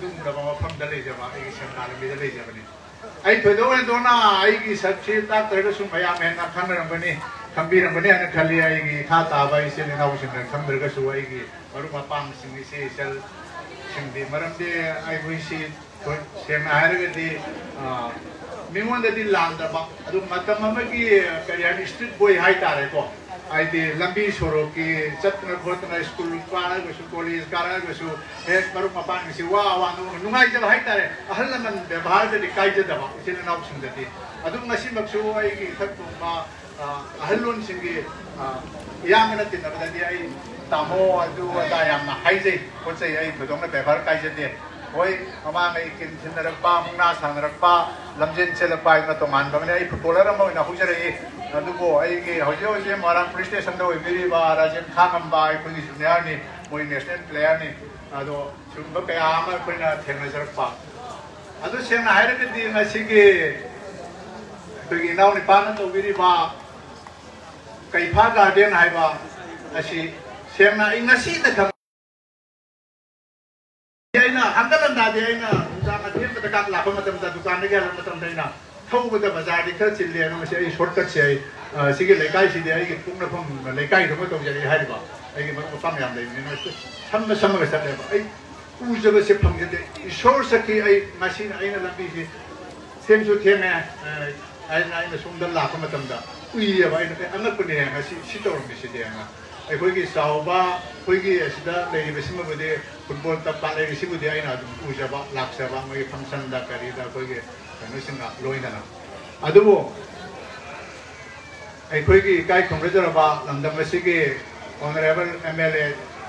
Moirang Kendra Singh Shri Thongam Shanti aina sai paulung jo matam de ta da chapiramo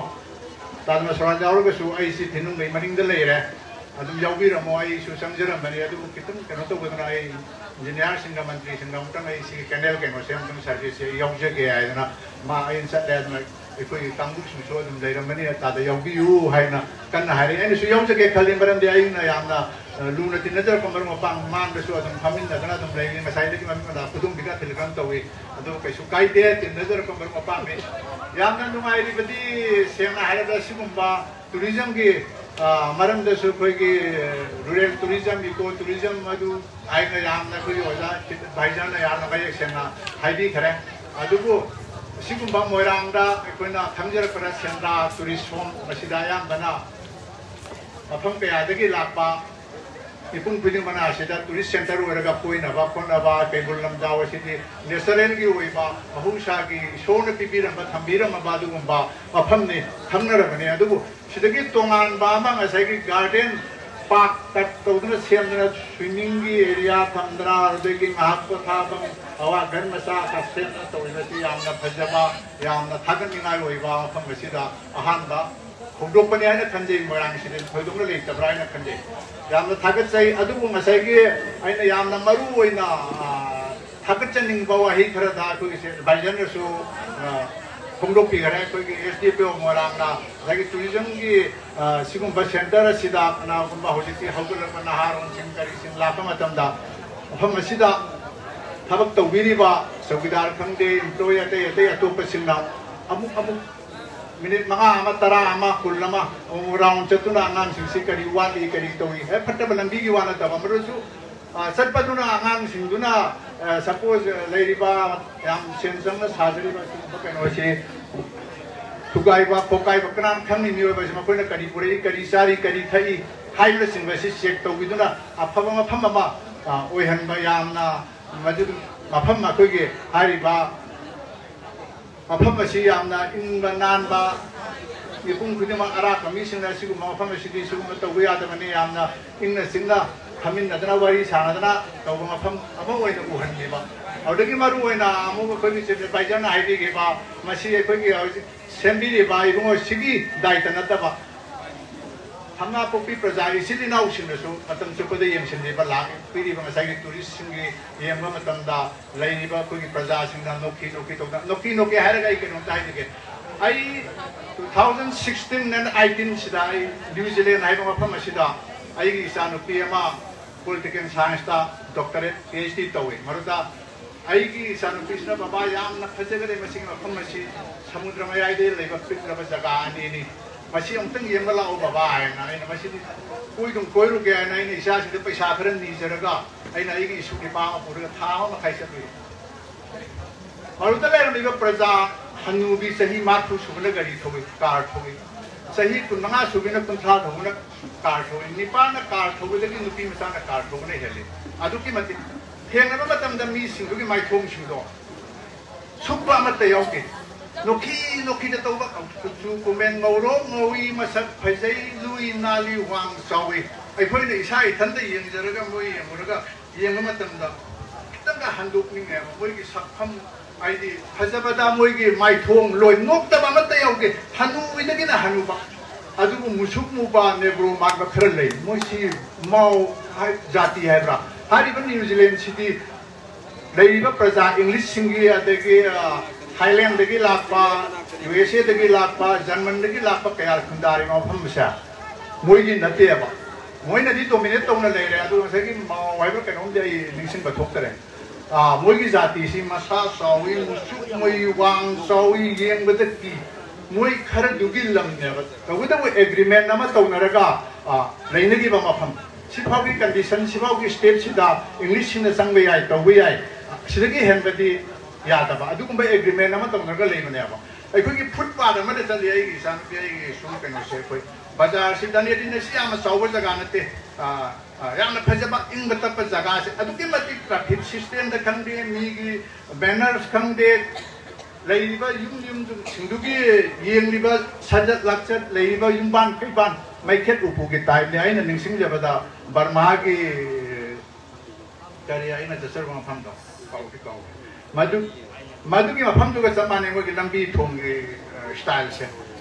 ꯊꯤꯕꯗ ꯋꯥꯗꯕ ꯍꯥꯏꯇꯥꯔꯦ ꯃꯩꯈꯦꯠ ꯎꯄꯨꯒꯤ ꯇꯥꯏꯞꯇ ꯁꯨꯃꯥꯏꯅ ꯂꯝꯕꯤꯁꯦ ꯇꯨꯄꯠ ꯇꯨꯄꯠ ꯑꯃꯠꯇ ꯈꯨꯏꯗꯤꯡ ꯈꯣꯏꯔꯥꯡ ꯇꯧꯕ ꯑꯃꯠꯇ ꯌꯥꯎꯗꯦ ꯑꯩꯅ ꯌꯦꯡꯖꯔꯛꯄ ꯊꯥ ꯑꯃ ꯃꯈꯥꯏ ꯂꯩꯖꯔꯛꯏ ꯑꯍꯥꯟꯕ ꯖꯔꯅꯤꯁꯤꯗ ꯑꯗꯣ ꯑꯩꯅ ꯐꯨꯠ ꯄꯥꯠꯁꯤꯗ ꯁꯨꯝ ꯂꯝꯕꯤ ꯑꯩꯒꯤ ꯋꯥꯔꯤꯁꯦ ꯑꯩꯈꯣꯏ ꯑꯣꯅꯔꯦꯕꯜ ꯑꯦꯝ ꯑꯦꯜ ꯑꯦ ꯉꯥꯏꯕ ꯑꯣꯏꯅ ꯁꯨꯝ ꯇꯧꯖꯒꯦꯀꯣ ꯌꯥꯝꯅ ꯍꯦꯟꯅ ꯇꯨꯔꯤꯖꯝ ꯀꯔꯤꯒꯤꯗ ꯑꯩ ꯊꯣꯏꯗꯣꯛꯅ ꯆꯪꯖꯔꯔꯣꯏ ꯑꯗꯨ ꯆꯠꯄ ꯃꯇꯝꯁꯤꯗ ꯑꯩꯅ ꯈꯔ ꯂꯥꯞꯂꯞꯅ ꯂꯥꯛꯄ ꯃꯇꯝꯁꯤꯗ ꯅꯣꯛꯈꯤ ꯂꯥꯛꯏ ꯑꯗꯨꯗꯒꯤ ꯑꯩꯒꯤ ꯏꯄꯥ ꯌꯧꯕ ꯃꯇꯝꯗ ꯍꯜꯂꯣ ꯑꯩꯅ ꯌꯥꯝꯅ ꯏꯪꯅ ꯇꯤꯡꯅ ꯑꯩꯒꯤ ꯐꯣꯟꯁꯤꯗꯤ ꯌꯥꯝꯅ ꯐꯖꯗ꯭ꯔꯦ ꯌꯥꯝꯅ ꯅꯨꯡꯁꯤꯕ ꯋꯥꯍꯩꯅꯤ ꯅꯤꯄꯥꯟ ꯑꯣꯏꯔꯁꯨ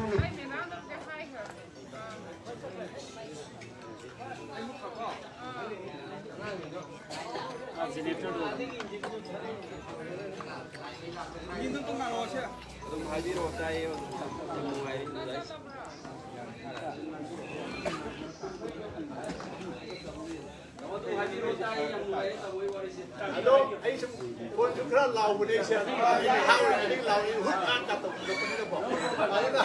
aina la pa sida hojik ki englishman natraga kano sai ki maoi ba jati amuba kano du phau ka no phen no phet ko ai ki pai mo tam da hello yam na chi na ina aina kin na chat le tar kari ni su hai ka yam na ina tam na ko ra ko that's why it's the same na hai ki hai ba hi ta gai sen bi na hai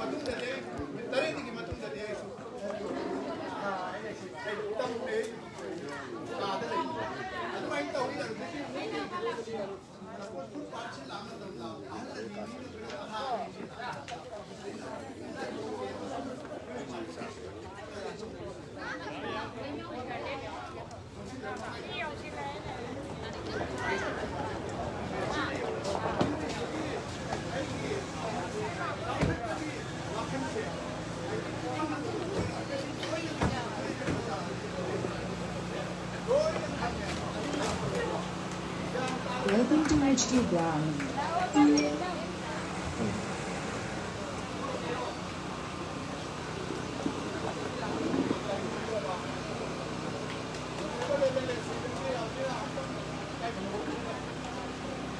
Hello, check.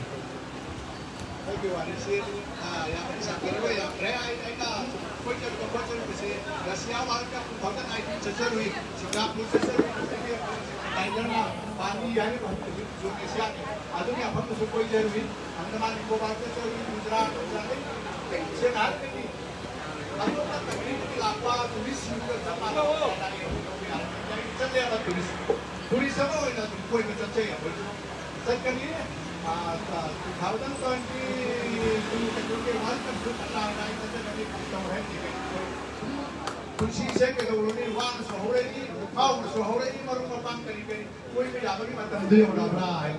koi ni sini, sahabat pemaham ni, ada mana masih ni tinggi ni bayi sini tahu,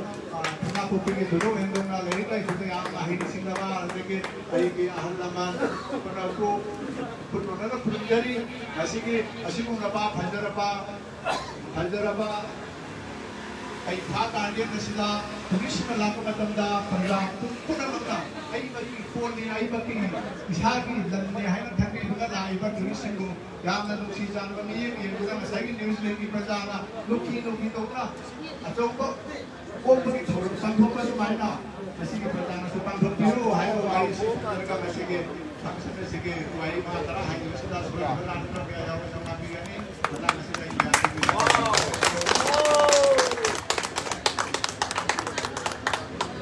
Nak ke pondolong ni.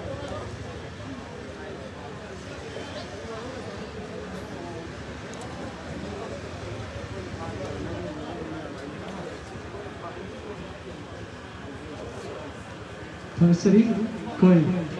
congratulate Chief Guest की Thongam machine देखा भाई कोई की केंद्र से की MLA लगा कोई KS Rajan Thongam Moirang Kosi hari berkai congratulate betul kami sila koi destination देखा बता मैंने कोई जी di bawah tu kita bagi tempat koi section sahabat Mesin Jermani, kalau nanti lebih baik Chief Guest Shri Thongam Shanti Singh, Honorable MLA. Maaf na, hari baru saya kaki semua masih kita tunggu ikut. Kita nanti lebih Chief Guest ni short speech TV ni hari ikut, masih kita thorong masih ikut. Jadi nanti nanti besok kita. Lalu malam ikut kita nanti lebih MLA. Hari baru saya kaki nanti bagi tempat. Thorong tu bila. Aduh, just titik waktu saya ini kan lagi kita masih.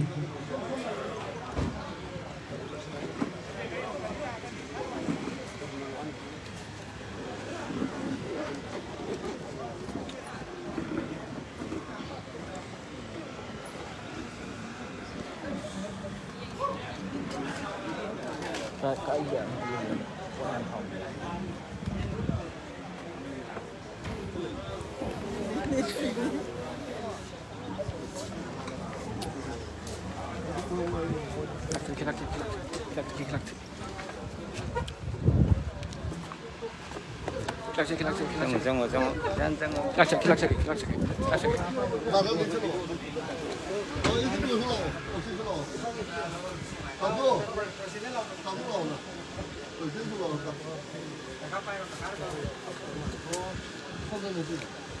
Mami, meninggal ni.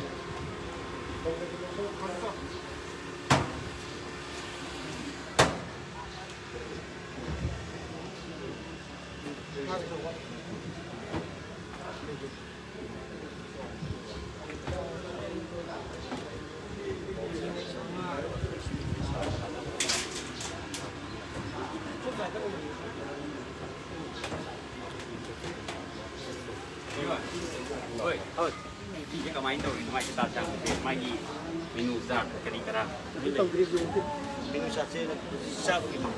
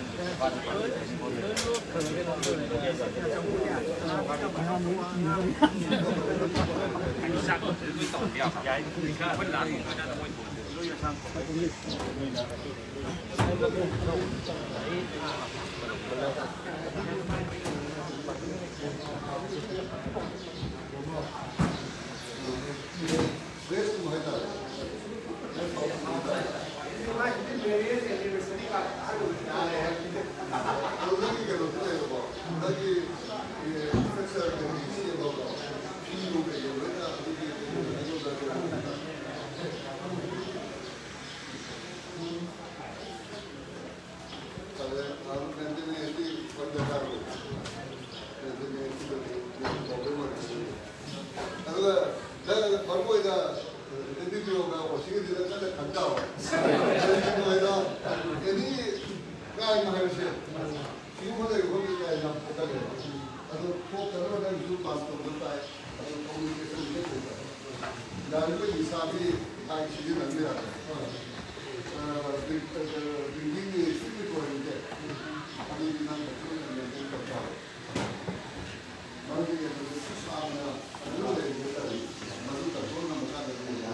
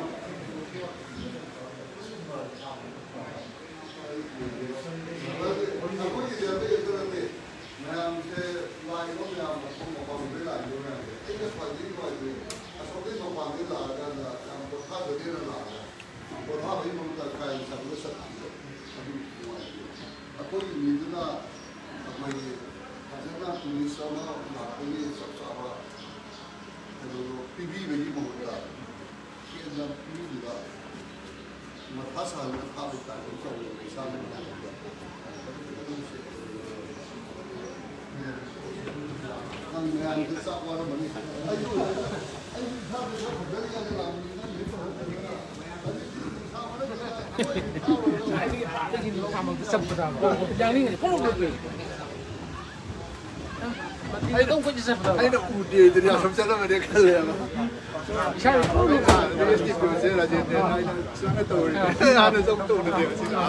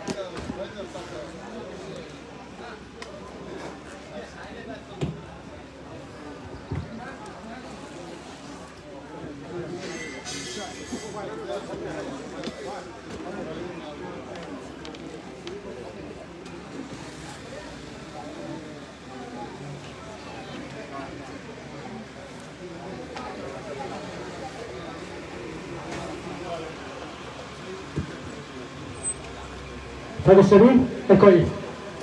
chief guest ki ayah bersulung selaga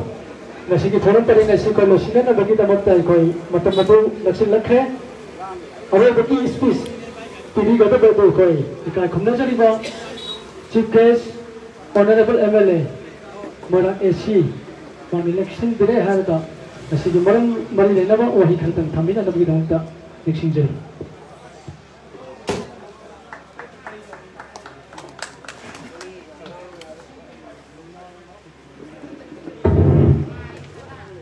Sige, pada kita nungai bernumit, cuma Keipha garden, inauguration tu bagi mikup se, ay yang nungai na, malam di saat yang kira kersakti bagi, kira ayam terlap jauh ni, malam di pung mapan dari ni mapan makai dah, mayam pulau ni ay laksa mo ni, aduh boleh bukti bagi, ekoi macam pung ni na. Maya bakal 9:30 dah ina lah, tu kelam ni ramai. aduna ai ga kira lai ro mang ga chan ho ni maram ni kai ro ai mo nga sai kai lombi me am ga nung sa da pura lombi me wa labuk ta le khoi da lai ru she khoi honorable minister water resource lab ta na ai khoi ye hauji high canal low canal ani si hadak moirang kian gi sing phang da na ngai sahi ni phu ising phang da le ri ba si ising pira ge ha gi wakalon da aina miyam da pije ki ba commitment do ai pangthong na ba ai honorable minister puraga mafam si goi ye go bani ana high canal gi su low canal gi su ana wood machine thunga da loi le hore ada ma si pa laga akoi na ngai wa ja ma high canal low canal gi sing di soida no ki july phang da di moirang kian da pi ba ngam ni ha du tang aina mayam phang da wa se high canal la ko ta aduna kasi gi sigo ba Keipha Garden Inauguration Sigi Dai the Lengsin Biriba Mingway the Panjabada Shri Moirang Thamnapokpi Singh President Gi Phom Lang the Lengsin Biriba Amadi guest of honor Gi Phom Lang the Lengsin Biriba Singh Shri Film Magazine President NPP Moirang Block Shri Jungkai Modu Singh Chief Advisor NPP Moirang Block Ado Shri Mutum Disandar Singh ex-Harin Nangklawai Jila Parishad the L. Shanti Singh, NPS, SDPO Moirang, the Shri K.S. Rajan Kanganba, OC Judge, OC Moirang Police Station. Punoku, I the Hon'ble Leikai Kumang Loydan, Nolupu Sadi, Loydana, the Sigumlava Inauguration Function Sida, Kawa Happy Valengi Riva, High Suma Inauguration, Suma Keipha Garden Sibo, Masak Hazanba Gi the Natana. I quite the Piraka the Vacadu, like they will be together about Lambda Moirang Kennedy, a top of Honka, the Lengi Riva, Baza section Punopo, Aina Muka Leikai Kumu say. Nasi Sigumlava, Keipha Garden, Tungi, Miroli of the Yenaga, I call it Yamna, Kalaknina, what's it on? Madame Diazi, Equigi, Sokapegi La Vida, Taleva, Eco to the Jumgi. Aduna Lambi da Keipha Garden so oi khalaka dori aduna machina aikoi leiba Keipha Garden ge proprietor M Sabina dei na hajani ni garden sina aikoi gi miyobe sabal da kana ho porna bala biduni aina thamjani na sina mangna bala video heninda ba marati kari da masdei da sam kayuma khra Inaugi Garden Sigi Sapsava Sishin the Navagi Maru Kaya Kaido Tamugadi Garden Sina Akwigi Samazda a Popo Montakela among Musia Maradi Mashita Lakara Kwigi leisure time da Tabaka Suraga of Samayama Manuga Sabino Pangdabaka Madugi Matam Lena Nava Suti Nimitaka Laksagadova Aredi Matopa Lamdagi Lapa Tourist Kiana, Kariguba, Yam Nessa San of Monga, Garden say Oponima. Aduna artificial with Nessa is your Hunjanima. Madam de Rasaye, Thamnapokpi Basangas, Ina Kupagadi, Yam Nessa Rogadova, and English, the time I can say, Aduna, Adumaba, Nessa, Quigi, Satlabiga Sagonarava, Port Canadi, Gardens is happening. Mandika, I quit my day, Quigi Culture. She the cup with Sangi. I quit culture, I quit identity, I quit an Dragadi, Kanala Akani. Other than the Suma Mopoxer, so I quit culture, say, I quit identity, say, Singing Mammy, Sangi. My name is the Lakadoja Turisti, Alidi, Lakado Miamda, I quit culture, says Sumaito Rumbore, I quit identity, Suma, Labore, I say. What the Navi Port Kara, Gardens in the Tanzan. Aduna, I know some the Hygiene. Adum Mayamdo, I call it Mihoro de Lava, Adum of a Sakna the concern Yamdo, Mapamsi the soup, Kara, I put the Navita Zado, I Rosendo, the Helagadi, now we got in say, and a Pajama Megada, Tena Kanamo for the Kadai Kanjay, Adu Loyana, Gardens the Sangbagi, Nitinium say, I mean, strictly Tamho Dragadi, Machina, Mang, River Seva, Mandi. Inauguration Jaga Shida Yam जगह से मफम फम याम लेगी सिदा छात्र मरी मंगा हजिक छात्र ngатani गुली सारी बा नंबर 4 का विषय मधुकी सबसाव खुदम हंदक मेट्रिक थागी मतमदा मेट्रिक थाब संगम दाइगी 30 minutes before नुपी मसा निपा मसा सिंह फाल मसीदगी लेबा सेलिन से अंग फंगना लेबा वाई करी गिरो मधु शेरिन मधु इतादी गार्डन से सुबदु मलाई में अंदर सिल पूरे लागदी मसे नरोक कोगी गार्डन होई दोइने अदुना ऑपरेटर होई बिदि बै नाउ सामना गार्डन सिगी सतने कांगोन से पब्लिक ता मियाम दा मदि स्ट्रिक्टली बनो एकोय थमो गो मसंगे अदुना लो धगदी अदुम लबनि सागी मकोदो गार्डन जो ओइरकिम सु ओइने याय अदुना एकोय पैसा खतगी खंदबा तुंगी मिरोल के लगता है कोई खन्नम संग अदुना तुंगी मिरोल दत खंबीरगा इनाउ सामने मदि सतने कांगो से नियो सुपना थंबीरगा असेन म गार्डन नमगी सबसाब मगुलदो लेखनदनबा अदु मरे साउ ओइ योइबा मियामगे पोथाहुम ओइगदोरिबा तुंगी आशा के आमा ओइरप यारिबा के हागी मफमदो मसे सबसादा को हेनो को नमदा इनाउ सांगे हवाया मसागी का तोपे हम संगी देन मरुइना इन्वायरनमेंट खुंगंग सिदा लेबा प्रजा सिना मदुदी सबसाब फिरे अमलोबी संगे हाइबदी अकोई विदल लेबा प्रजा सिंचु ngasi inau sangi garden chena mioi khadi mokoi hinnawi lambi pigado dina adu ko bawa hinnawi lambi pigado ba mioi sigduna moi masa ka tigi yengaga ni sagi polam jon da che laikai sina leidiba khunggang sina adu phatna thingba ta ba madu thingau dra gadi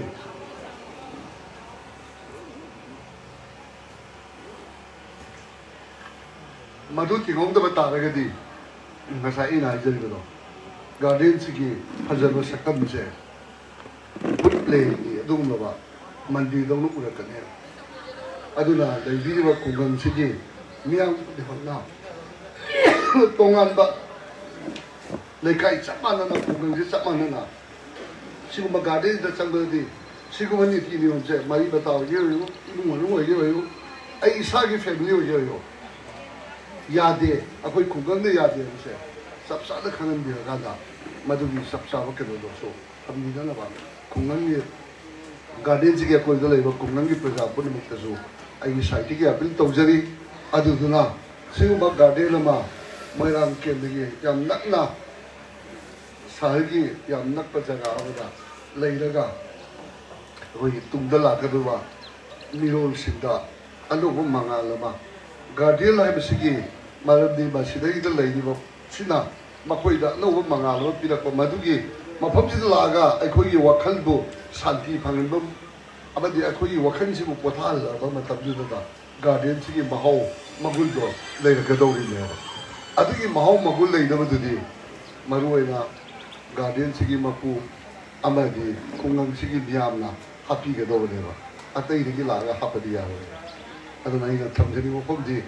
साइ सिंसु अमलावा मनि म्यामसे वा मोरा बने गायबदा अदुना सियुम लबा ते कोई मयांग सामना पुत माना होदजरीबा सियुम लबा गार्डन सिना अगी मोइरांग केद नतना मणिपुर नतना अतोप लम कोइबा लापा मलेगी लम कोइबा लापा क्यानु संगा अकाना हेद वांगबा अदुनि मफम मा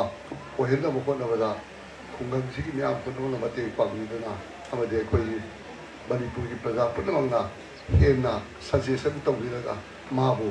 अदुना आई साइ जगिबा श्री शामदा कोई कल्चर का मरी लेनबा कोई मेहरो का मरी लेन पोट करदी मफम सिदा हापीरगा कोई कल्चर कोई मेहरो दे सदरबा कोई नाट की सदनबी म्यामदो सि लेबोरे है सिदगी लाइवन लम कोई रोकदी मक्का मकोई पुंगिंग सिंग सिनबी होदबियु है को तबजरगा गार्डन सिना कोई बियोबा मोइरांग केंद्रदी मणिपुर की प्रजा म्यामदा अनौबा आशा अमगा लोइदना अफब कयाबो परको ओरसु लोयबो थमजरगा म्यामदे बिदाय लौजे Thank you, sir, for your valuable work during this short time. At the matamda is so agi. Kagi kakumna jari MLA no. Now the project of bohi ꯈꯔ ꯊꯝꯕꯤꯔꯝꯕ ꯃꯁꯤꯡ ꯊꯥꯒꯠꯆꯔꯤ ꯃꯊꯪ ꯑꯁꯤꯗꯤ ꯑꯩꯈꯣꯏ ꯆꯥꯛꯀꯤ ꯃꯇꯝꯁꯨ ꯑꯣꯏꯕꯅꯤꯅ ꯄ꯭ꯔꯣꯒ꯭ꯔꯥꯝ ꯑꯁꯤ ꯂꯣꯏꯁꯤꯟꯕ ꯌꯥꯅꯅꯕꯒꯤꯗꯃꯛꯇ vote of thanks to ꯑꯩꯈꯣꯏ ꯏꯀꯥꯏ ꯈꯨꯝꯅꯖꯔꯤꯕ ꯄꯥꯁꯇꯔ ꯑꯂꯃꯨꯕꯁꯤꯡꯅ ꯂꯧꯕꯤꯁꯅꯨ ꯃꯥꯄꯨ ꯀꯧꯁꯤꯟꯖꯔꯤ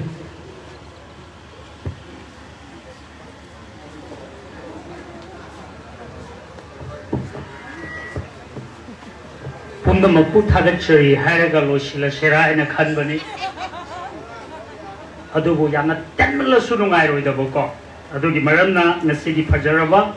ꯀꯩꯐꯥ ꯒꯥꯔꯗꯦꯟ ꯑꯁꯤꯒꯤ ꯏꯅꯥꯒꯨꯔꯦꯁꯟ ꯐꯪꯁꯟ ꯑꯁꯤꯗ ꯆꯤꯐ ꯒꯦꯁ ꯑꯣꯏꯕꯤꯈꯤꯕ Honorable MLA Thongam Shanti, President की फंफम लामदा फंबी किबा Moirang थेमनापॉक्पी Chandra, Guest of Honor दा श्री फिलेन लेगा सिंह, श्री युमखाइबम मोदू सिंह, अदुगा श्री मुतुंग बिरुचंद्र सिंह, अदुगा एल शांति कुमार, अदुगा अरोइबदा KS राजेन खांगानबा, पुनमकु असिनबा मतम कया काथोपिरगा याम फजबा valuable speech मैं आमुम पिबिरंबगी दमक दाइस इलेक्शन जरगिबा इकाई खुनरिबा ओजा सिंह खुदिमकु आइना कोक नोंदुना मदि मरुप सांगी मैकेदगी हरावदो फोंदोकचरी अदुगा लोइना लोइना आइगी इरमदम सिगी नुसिजरबा आइगी इपु अदुगा अहलमल मतम चाना लेंबिरक्तना ता खैतन थेंगलगसु अरोइबो फावबा थंबीदना नसिगी इमानबा सिगी फजखरबा फंक्शन सिदा लेंबिरक्तिगी दमक लेंबिरक्तिबो खुदिमकु सुथागचरी अदुगा मेडियागी इसिलेनाउ सिसु आइना ngam थागतचरी लोइना लोइना ngasiगी साउंड सिस्टम तोबिरिबा इसिलिना खुदिमकुसु ngam थागतचरी हाइबा थागतचरी हाइबा वहाइ मतेक असि थमजरगा ngasiगी बोर्ड ऑफ थैंक्स की अरोइबदो ओइजगे थैंक यू थागतचरी